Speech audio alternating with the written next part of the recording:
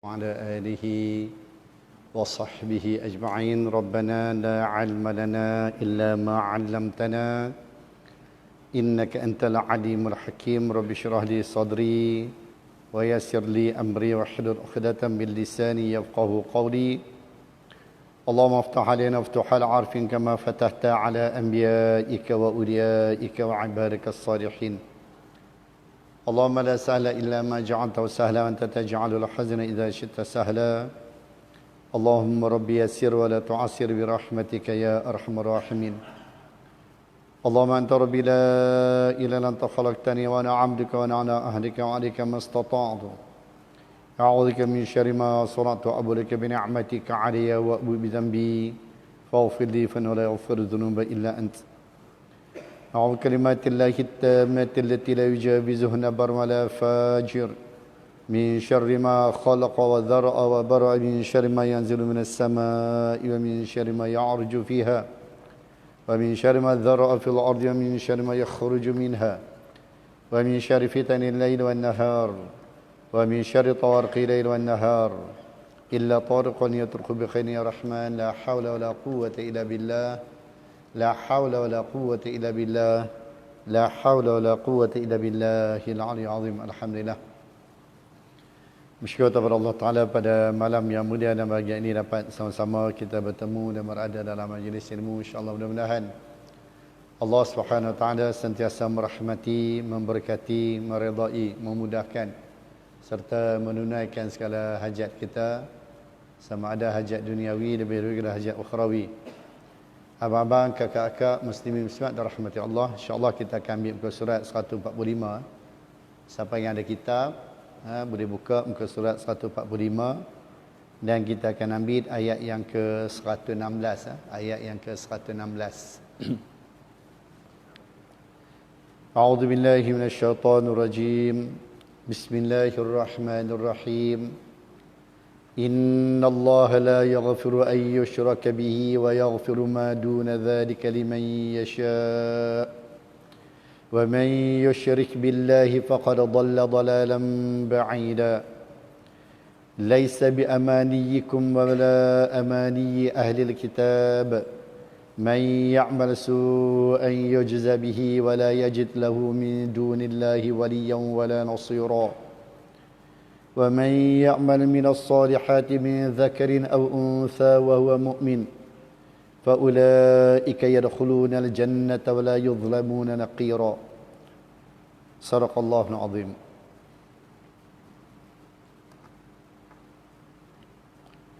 Firman Allah Ta'ala, A'udzu billahi minasyaitonir rajim. Bismillahirrahmanirrahim.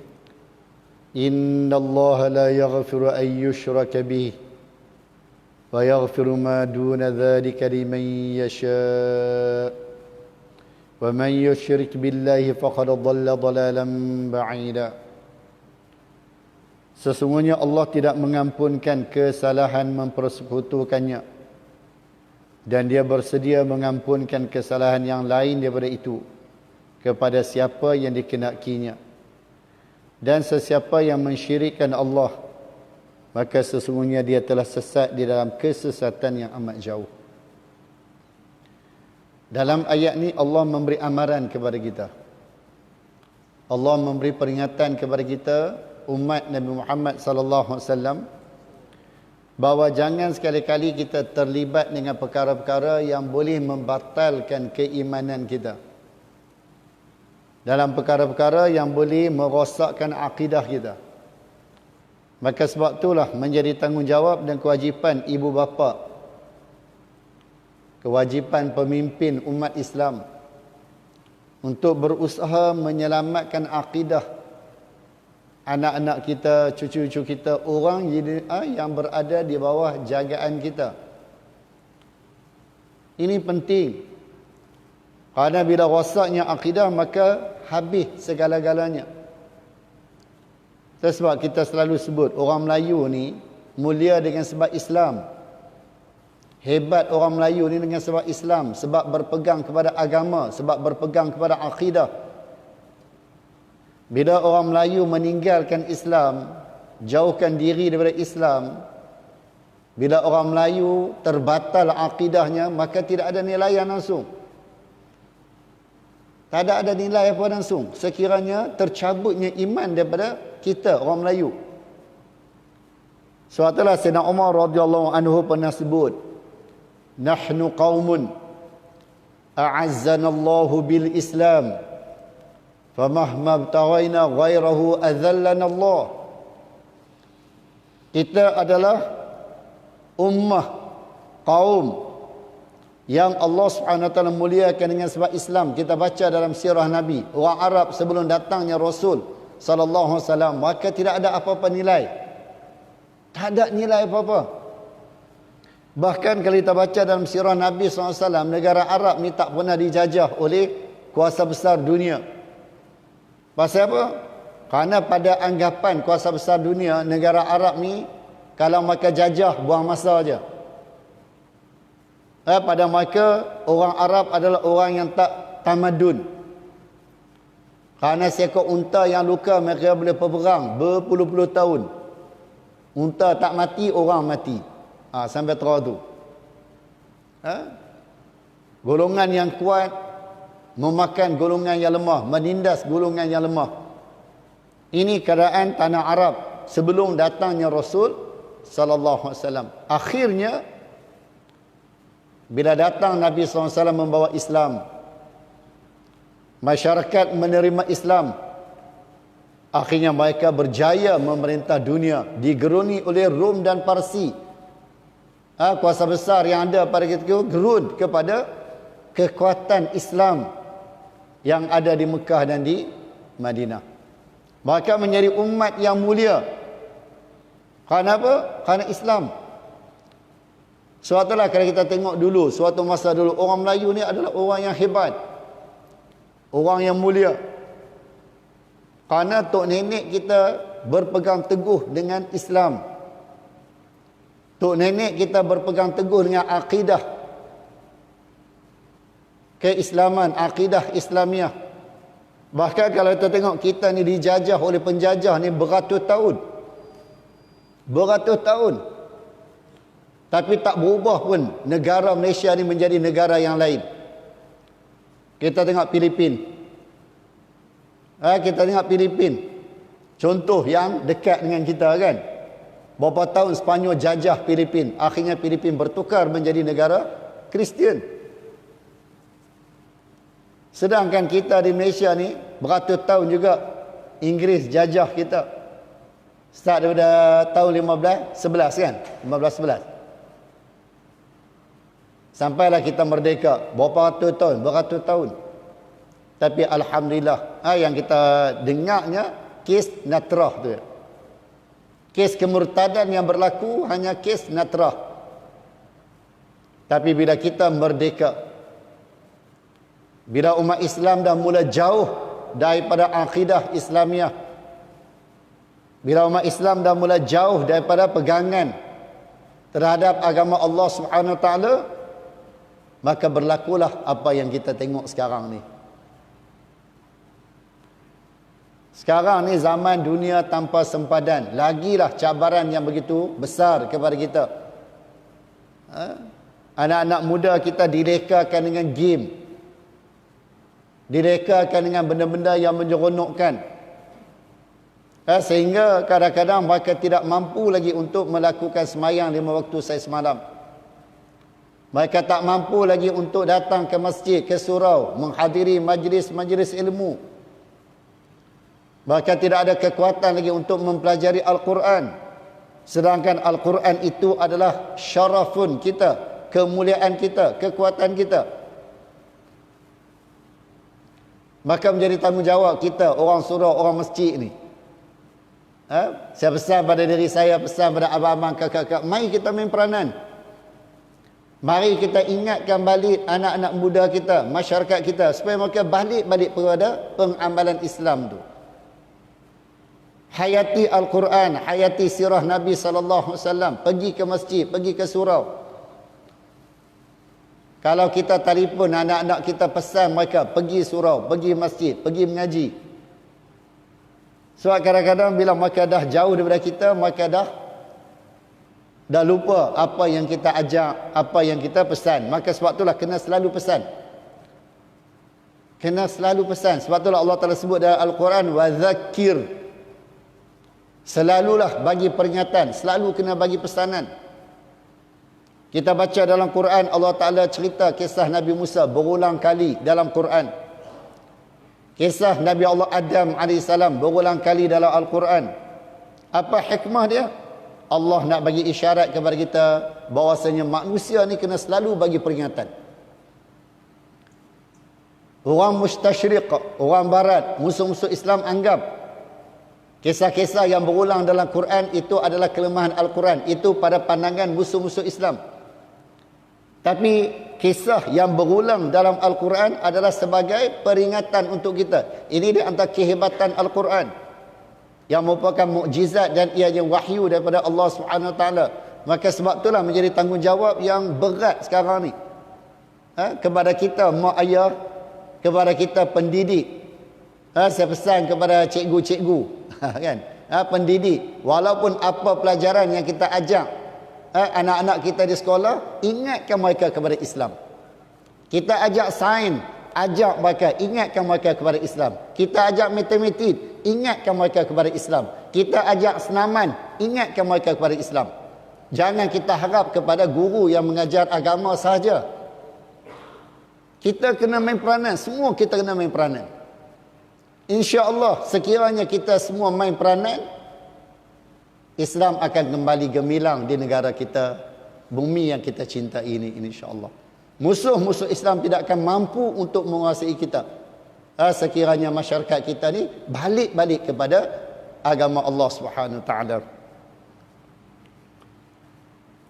Jadi Allah Subhanahu Wa Taala memberi amaran dan peringatan kepada kita. Bahkan kalau kita baca dalam kitab-kitab disebut oleh ulama, sebelum Allah Subhanahu Wa Taala cipta Nabi Adam AS, setelah Allah Ta'ala cipta langit, bumi, apa semua ni, sebelum Allah Subhanahu Wa Taala cipta Nabi Adam AS, Allah Subhanahu Wa Taala telah mencipta beberapa perkara, beberapa benda. Dan di antaranya Allah Subhanahu Wa Taala menciptakan babun yang disebut oleh Nabi SAW dalam hadis yang diriwayatkan oleh Zir bin Hubaish, yang dia kata, saya bertemu dengan Safwan bin Assal radhiyallahu anhu ajma'in. Dia menanyakan beberapa perkara kepada Assal, kepada Safwan.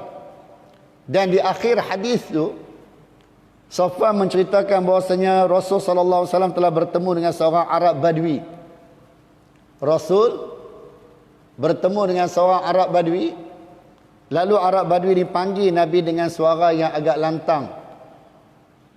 Bila dia panggil Nabi sallallahu alaihi wasallam dengan suara yang amat lantang, lalu dia ditegur oleh para sahabat.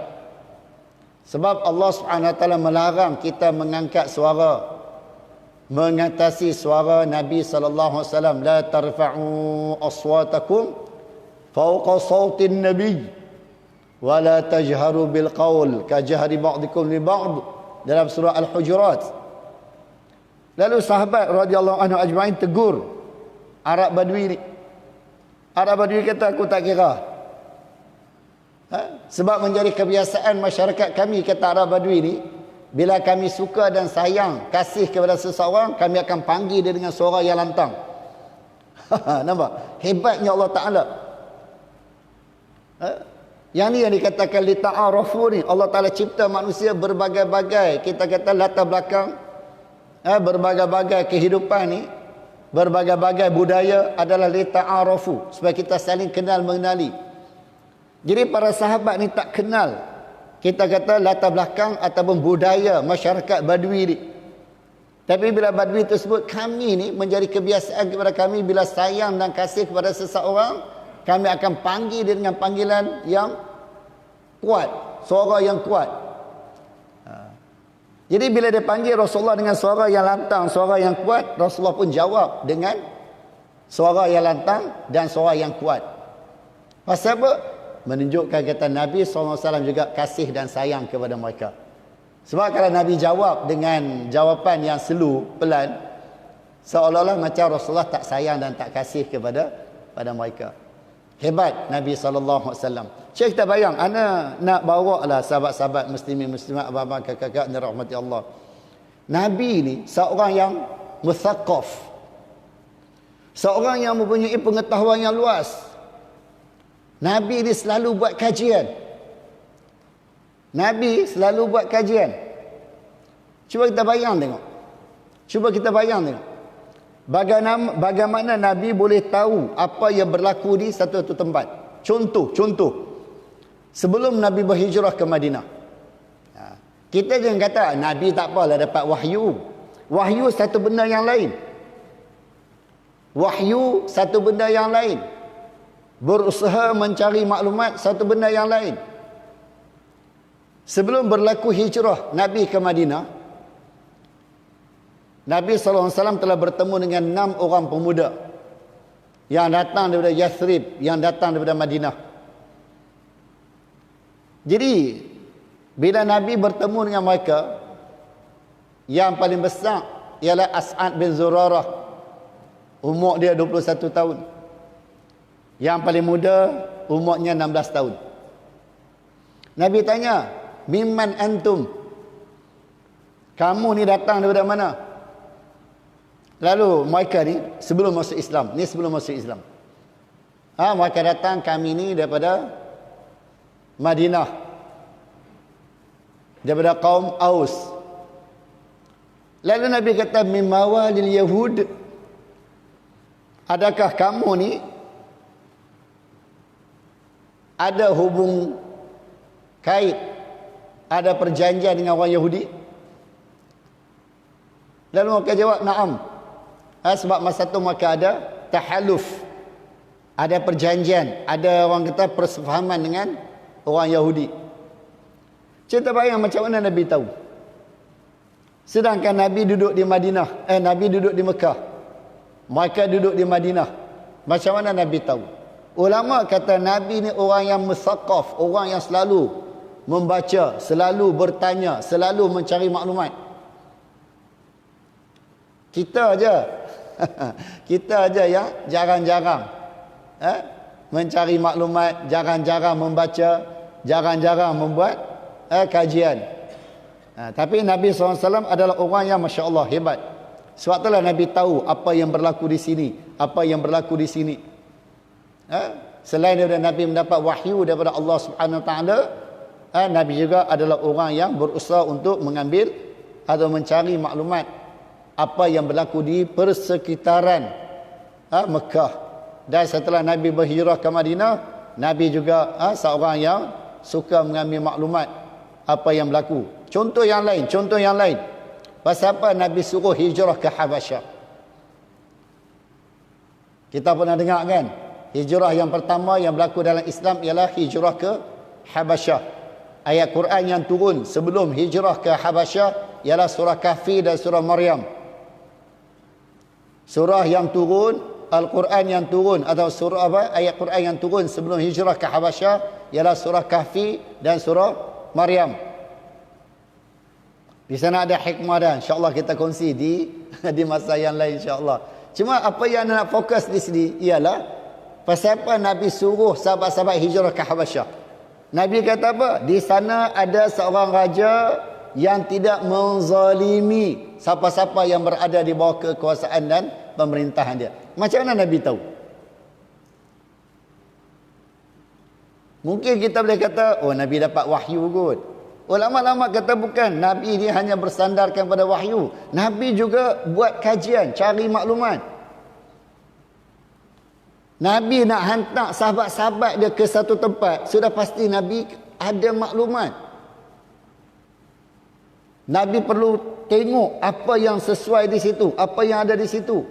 Kita sebagai panglima tentera, contohnya, mungkin ada kawan-kawan kita, sahabat-sahabat kita yang pernah yang pernah jadi tentera ke apa contoh kan. Sebelum kita hantar anak buah kita ni, kita kena kaji dulu apa keadaan di situ. Boleh selamat ke, tak boleh selamat ke, apakah senjata yang diperlukan di situ, apa bekalan yang diperlukan di situ. Makna panglima ni tadi dia buat kajian dulu. Bukan terus hantar pi ya, hampa pi ya dan tak gambar lah.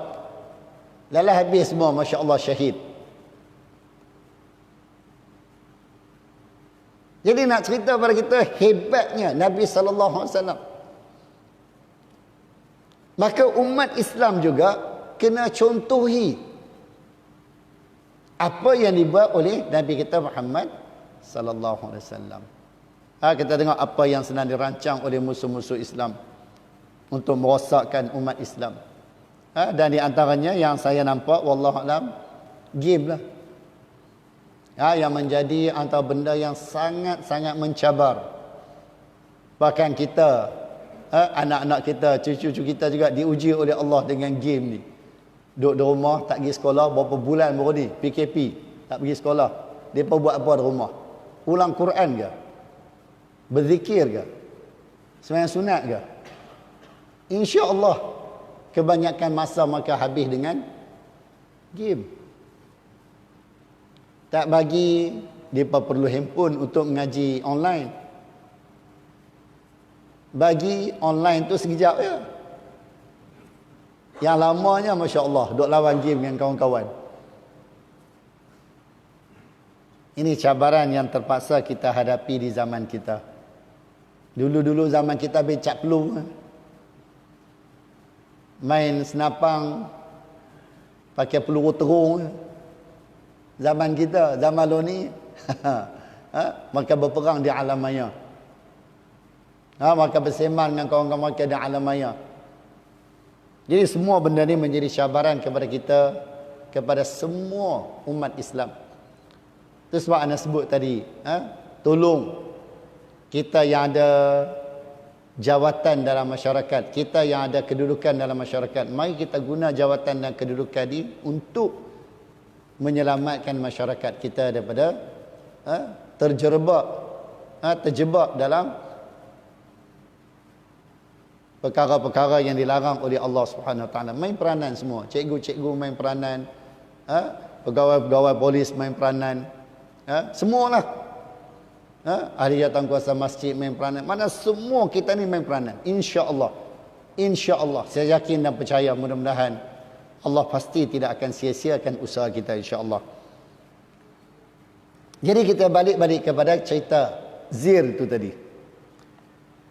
Jadi dia kata, Safwan kata, setelah Rasul sallallahu alaihi wasallam bertemu dengan Badui tadi, sembang apa semua, akhirnya Nabi sallallahu alaihi wasallam menceritakan kisah satu pintu yang saya sebut tadi. Sebelum Allah Taala cipta Nabi Adam AS, Allah Taala ciptakan sebuah pintu. Dan pintu ni dinamakan Babut Taubah, pintu taubat. Yang Nabi sebut dalam hadis ni, Nabi sebut iaitulah, dia kata hatta dzakara baban minal maghrib masirata 'ardihi aw yasira ar-rakib fi 'ardihi 40 aw 70 aman.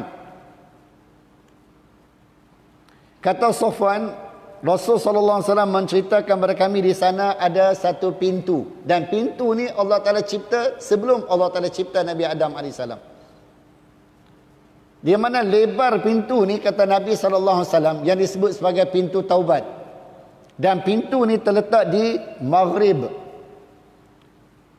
Lebar pintu ni, kata Nabi sallallahu alaihi wasallam, 40 atau 70 aman. Lebarnya 40 tahun ataupun 70 tahun. Rakib, penunggang kuda ni bawa kuda yang laju untuk melepasi daripada dinding ni ke dinding sana. Kita panggil apa? Jenang. Jenang pintu ke? Jenang pintu. Daripada tiang ni, tak nak apa? Tiang ni kan. Ke tiang sana perjalanannya 40 tahun hingga 70 tahun. Nak cerita kata luasnya pintu taubat ni. Maka sebab itulah jangan kita putus asa. Jangan kita putus asa. Bila kita buat salah, bila kita buat dosa, bila kita melakukan maksiat kepada Allah Subhanahu Wa Taala, bersegera kita memohon pengampunan kepada Allah. Wasari'u ila maghfiratin min rabbikum. Allah Taala suruh kita bersegera, jangan kita tangguh, jangan kita simpan. Sebab kadang-kadang dulu-dululah masyarakat Melayu ni dulu-dulu dia pun suka simpan. Tak apalah, tunggu tua-tua solah baru kita taubat. Kita tak tahu umur kita ni boleh sampai tua ke tak boleh sampai tua, kita tak tahu. Maka sebab itulah setiap kali kita buat salah, setiap kali kita melakukan dosa, maksiat kepada Allah, cepat-cepat kita bertaubat. Sehingga ulama sebut, kita kan suka tengok TV, betul tak? Kita kan suka tengok TV. Saya pun suka tengok TV. Ulama kata jangan kita tidur sebelum kita bertaubat kepada Allah Subhanahu Wa Taala. Sebab dalam TV tu macam-macam ada. Maka sebab itulah Nabi ajak kita sebelum tidur buat apa? Ambil wuduk. Nampak tak? Nabi ajak kita sebelum kita nak tidur ambil wuduk. Kerana dengan wuduk tadi boleh menghapuskan dosa-dosa kita. Semayang sunat wuduk 2 rakaat. Lepas tu sebelum tidur Nabi suruh kita baca doa. Jadi semua benda ni sebenarnya untuk menghapuskan dosa-dosa kita, kesalahan kita yang kita lakukan sebelum ni. Jangan terus boom tidur sengap. Sedangkan mungkin sebelum tidur tadi kita melakukan maksiat kepada Allah Subhanahu Wa Taala, tiba-tiba naudzubillah datang malaikat maut ambil nyawa kita ketika kita tidur. Dibimbangi, ditakuti. Kita balik bertemu Allah dalam keadaan kita masih ada dosa pada diri kita. Saya ajak diri abang-abang, kakak-kakak, muslimin, muslimat, adik-adik yang dirahmati Allah, mari kita berazam. Mula malam ni sebelum kita tidur kita ambil wuduk. Ada orang kata, ustaz kalau ambil wuduk tak hilang mengantuk. Bagus ya kalau hilang mengantuk, berzikirlah lebih sikit. Duk takut risau hilang mengantuk. Ambil yang semayang sunat wuduk 2 rakaat, baca doa, tidur. InsyaAllah mudah-mudahan sekiranya Allah Subhanahu Wa Taala ambil nyawa kita masa kita tidur, mudah-mudahan kita balik bertemu Allah dalam keadaan dosa-dosa kita telah diampuni oleh Allah Subhanahu Wa Taala.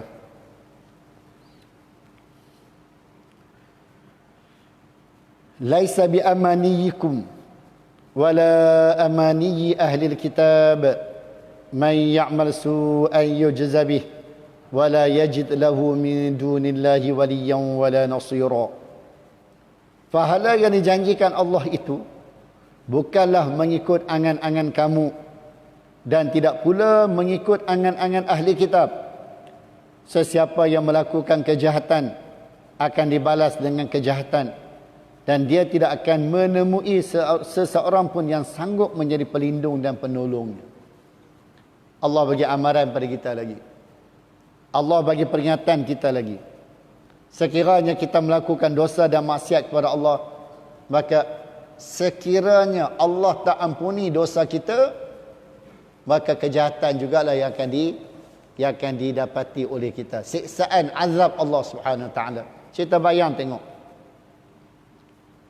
Di antara rahmat Allah. Di antara rahmat Allah kepada kita, Allah mensegerakan azab, siksaan, turun bala kepada kita sebelum kita balik bertemu Allah. Bala yang berlaku ni, azab, siksaan yang berlaku di dunia ni, ujian yang kita hadapi sekarang ni adalah salah satu daripada asbab Allah nak hapuskan dosa-dosa kita. Cuba kita bayang kalau sekiranya Allah Ta'ala simpan, kita buat dosa, Allah Ta'ala tak balas di dunia, dan Allah Ta'ala balas di sana. Laratkah kita nak hadapi siksaan tersebut? Api dunia dengan api akhirat beza. Patukan ular di dunia dengan patukan ular di akhirat berbeza. Kena patuk sekali menggelegak otak. Hancur luluh segala tubuh badan, anggota, kulit, isi. Maka sebab itulah ulama kata bila Allah Ta'ala uji kita di dunia, syukurlah kita. Kita diuji dengan coronavirus. Kita diuji dengan berbagai ujian. Kita bersyukur kerana apa? Kerana dengan ujian ini Allah Subhanahu Wa Ta'ala jadikan sebagai kafarah, sebagai penghapus kepada dosa dan kesalahan kita. Secara zahirnya kita nampak benda ni datang daripada pemerintah, datang daripada kerajaan. Tapi pada hakikatnya benda ni adalah Allah Subhanahu Wa Taala nak hapuskan dosa-dosa kita. Banyak dosa yang kita buat ni, banyak dosa yang masyarakat kita lakukan. Kalau betul-betul Allah Ta'ala nak balas kan, Allahu Akbar, tak padan dengan apa yang berlaku. Itu sebab Allah Ta'ala sebut dalam surah As-Sajdah. Kita selalu dengar imam baca kan, surah As-Sajdah. Allah Ta'ala kata apa? وَلَنُذِيقَنَّهُمْ مِنَ الْعَذَابِ الْأَدْنَى دُونَ الْعَذَابِ الْأَكْبَرِ لَعَلَّهُمْ يَرْجِعُونَ. Allah Ta'ala kata apa? Kami pasti akan timpakan kepada manusia ni azabil adna, kata Allah, azab yang ringan. Apa yang kita hadapi sekarang ni Allah Ta'ala kata ringan. Berapa tahun kita menghadapi coronavirus? Berapa tahun? 2 tahun lebih. 2 tahun lebih kita kata. Tapi kalau benda tu berlaku di akhirat, sehari hari akhirat bagaikan 1000 tahun hari dunia. Siksaan yang dikenakan kepada ahli neraka yang diseksa di sana, sehari hari akhirat bagaikan 1000 tahun hari dunia. Kana miqdaruhu alfasanatin mimma ta'udun, dalam surah As-Sajdah. Tak sanggup kita, tak ada kekuatan kita untuk hadapi benda ni. Jadi bila Allah Ta'ala turun bala kepada kita di dunia ni, mungkin 10 tahun, 20 tahun, 30 tahun, 50 tahun, 100 tahun, habis, selesai. Balik kita bertemu Allah, balik dalam keadaan tuhur. Itu sebab Nabi SAW bila ziarah orang sakit, Nabi SAW bila ziarah orang sakit, Nabi kata apa? La ba's, tuhur insya-Allah. Ini di antara ucapan Nabi kepada orang sakit. La ba's, tuhur insya-Allah. Tak apa. Mudah-mudahan ianya menjadi pembersih kepada dosa insya-Allah. Tuhur. Jadi dengan ujian, cubaan yang Allah Ta'ala timpakan kita tu, ianya menjadi penghapus kepada dosa-dosa kita. Sebab ada dosa-dosa yang tak terhapus dengan amalan kita. Ada dosa-dosa yang tak terhapus dengan istighfar kita. Maka Allah Subhanahu Wa Taala bantu kita dengan Allah Ta'ala turunkan ujian. Ulama kata ada dosa-dosa yang kadang-kadang memerlukan kita beristighfar sebanyak 10,000. Contoh. Ada dosa-dosa yang kita lakukan, tapi untuk menghapuskan dosa tersebut kita perlu istighfar sebanyak 10,000. Contoh. Maka dengan Allah Ta'ala turunkan bala, dengan Allah Ta'ala uji kita sebentar, sekejap, maka terhapusnya dosa tersebut. Kita ni kadang-kadang nak istighfar sampai 10,000 bila nak habis. Istighfar pas mayam pun 3 kali lebih kurang. 3 kali 5 baru 15 kali. Nu nak sampai 10,000. Berapa tahun? Kan, berapa tahun? Maka Allah Ta'ala uji kita. Allah Ta'ala bala kita. Maka dengan ujian dan bala tersebut, dosa-dosa itu dihapuskan oleh Allah. Yang keduanya, Allah nak angkat darjat kita. Allah nak naikkan kedudukan kita di sisi Allah. Dan kalau ikut dengan amalan, kalau dah ikutkan dengan amalan, maka kita perlu melakukan semayang. Contoh, semayang fardu, semayang sunat, campur-campur 10,000. Contoh. Tak sampai 10,000 bukan senang. Kita kena berselawat kepada Nabi 10,000. Contoh. Kena bertasbih, bertahmid, bertahlil 10,000. Contoh. Weh, lambat. Maka Allah Ta'ala turunkan ujian, turunkan bala pada kita. Dengan bala dan ujian tu tadi, maka kita dapat terus naik ke darjat dan kedudukan yang dikehendaki oleh Allah Subhanahu Wa Ta'ala. Apa yang perlu kita buat ialah sabar. Sebab itulah Allah Ta'ala sebut wasta'inu bis sabri was salah. Minta tolong dengan kesabaran dan semayang. Kena sabar.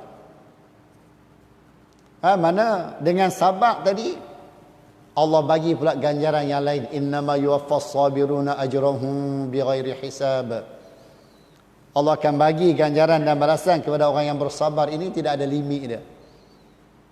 Orang yang sabar, Allah bagi ganjaran dan balasan tidak ada limit. Masya Allah. Sebab itulah dalam kehidupan dunia ni, kena ada kesabaran seperti mana sabar Nabi Allah Ayyub AS. Sabar Nabi Allah Ayyub AS. Cerita bayang Nabi Ayyub ni, ujian dengan penyakit yang ganjil. Ujian dengan kesusahan, miskin, papa kedana. Ujian dengan kematian anak-anak yang dianggap boleh menjaga dan membantu ketika dalam kesusahan. Ini adalah 3 ujian yang agak berat, besar. Allah uji Nabi Ayyub dengan penyakit yang ganjil. Allah uji Nabi Ayyub dengan papa kedana. Semua harta benda dimusnahkan oleh Allah Subhanahu Wa Taala. Allah Subhanahu Wa Taala uji Nabi Ayyub dengan kematian anak-anak lelaki dia. Berapa lama? 20 tahun. 20 tahun cerita bayang dia. Masya Allah. Tapi dengan kesabaran Nabi Allah Ayyub AS, akhirnya Allah Ta'ala sebut dalam Quran, Allah bagi ganjaran balasan kepada dia 2 kali ganda daripada apa yang Allah Ta'ala ambil daripada dia. Allah bagi dia sihat walafiat. Pada hari yang pertama tu Allah Ta'ala suruh dia mandi, suruh dia minum. Akhirnya dia sihat walafiat. Allah Ta'ala suruh dia keluar berjalan. Orang tengok, oh Nabi Ayyub dah sembuh daripada penyakit. Tersebar berita ni ke seluruh pelosok. Hari yang kedua orang datang berduyun-duyun, datang ziarah Nabi Allah Ayyub AS. Bawa dengan kambing, dengan lembu, dengan unta sebagai hadiah kepada Nabi Allah Ayyub AS. Bagi tanah, bagi macam-macam. Akhirnya 2 kali ganda Nabi Ayyub mendapat kekayaan berbanding dengan apa yang ditarik daripada dia. Dan hari yang ketiga datang wahyu mengatakan bahawa isteri Nabi Allah Ayyub AS ni akan mengandung. Dan akhirnya Nabi Ayyub AS dapat anak lelaki seramai 24 orang. Allah Ta'ala tarik 12 orang, mati serentak. 12 orang anak Nabi Ayyub ni mati serentak. Dan Allah Ta'ala ganti seramai 24 orang. Masya Allah. Sebab apa? Allah punya. Hak Allah. Sebab itulah kita kena sabar. Apa ujian yang kita hadapi, kita sabar. Dan ayat yang seterusnya, wa man ya'mal minas salihati min dzakarin aw untha wa huwa mu'min fa ulaika yadkhulunal jannata wa la yuzlamuna naqira. Dan sesiapa yang mengerjakan amalan-amalan yang soleh, kata Allah. Nampak? Amalan soleh, baik lelaki ataupun perempuan, sedangkan dia seorang yang beriman. Ayat yang kita ambil mula-mula tadi, Allah Ta'ala suruh kita elakkan, jauhkan daripada syirik. Ayat yang di bawah ni Allah Ta'ala tekankan lagi, mesti kita kena jadi orang beriman, mesti kena jadi orang Islam.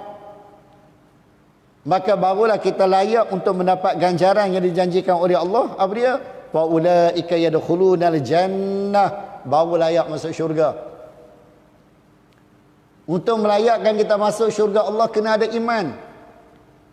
Sebab itulah orang kafir, walaupun dia baik terang mana pun, soleh terang mana pun, sebanyak mana amal kebajikan yang dia buat, dia tak layak untuk masuk syurga Allah.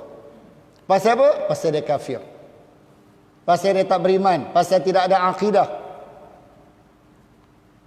Maka sebab itulah kita kena jaga iman kita, jaga akidah kita. Main peranan semua.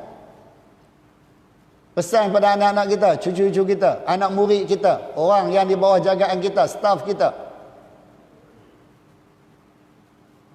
Kita yang ada kedudukan di syarikat ke apa-apa, panggil guru-guru datang mengajar. Kita boleh hantar anak buah kita pergi kursus dengan bayaran yang Masya Allah kadang-kadang tinggi. Apa salahnya kita keluarkan sedikit belanja untuk panggil guru-guru datang. Bagi tazkirah, bagi kuliah di pejabat kita, di tempat kita. Sekiranya kita ada kuasa, kita ada kedudukan di tempat kita tu, guna kedudukan dan kuasa tu untuk meninggikan Islam. Guna kekuasaan, power yang kita ada tu untuk bantu dan tolong agama Allah, untuk memuliakan agama Allah. Bukan sekadar kita guna untuk memajukan syarikat, memajukan kita kata apa? Kerja buat kita, tapi kita guna kedudukan kita, power yang kita ada ni untuk memajukan Islam, untuk memuliakan Islam. Ini penting. Kalau kita guna semata-mata untuk keuntungan dunia, berapa lama yang kita boleh dapat untung? Berapa banyak kita boleh dapat untung? Berapa banyak kita boleh dapat nikmati? Tapi kalau kita guna untuk Islam, untuk agama Allah, untuk memuliakan agama Allah, kita akan dapat sampai akhirat. Sebab perjalanan kita ni sampai ke akhirat, bukan dunia saja. Pengakhiran kita, masa depan kita ialah akhirat. Bukan masa depan kita sekadar di dunia dah. Sebab itulah kita kena ubah cara kita berfikir. Jadi sahabat-sahabat yang dirahmati Allah, itulah di atas benda yang boleh kita kongsi pada malam ni. InsyaAllah mudah-mudahan apa yang kita dapat pada malam ni boleh memberi manfaat kepada kita di dunia dan akhirat insyaAllah. Bismillahirrahmanirrahim. Alhamdulillahirabbil alamin. Wassalatu wassalamu ala asyrafil anbiya'i wal mursalin wa ala alihi wa sahbihi ajma'in. Allahumma inna 'abiduk banu 'abidik banu ima'ik nawasina biyadik. Madin fina hukmuk 'adlun fina qada'uk. نسألك بكل اسم هو لك سميت به نفسك وانزلت في كتابك أو علمته أحد من خلقك أو استأثرت به في علم الغيب عندك أن تجعل القرآن العظيم ربيع قلوبنا ونور صدورنا وجلاء أحزاننا وذهاب همومنا يا حي يا قيوم يا حي يا قيوم يا حي يا قيوم يا ذا الجلال والإكرام وصلى الله على سيدنا محمد وعلى آله وصحبه أجمعين والحمد لله رب العالمين. تقبل الله منكم.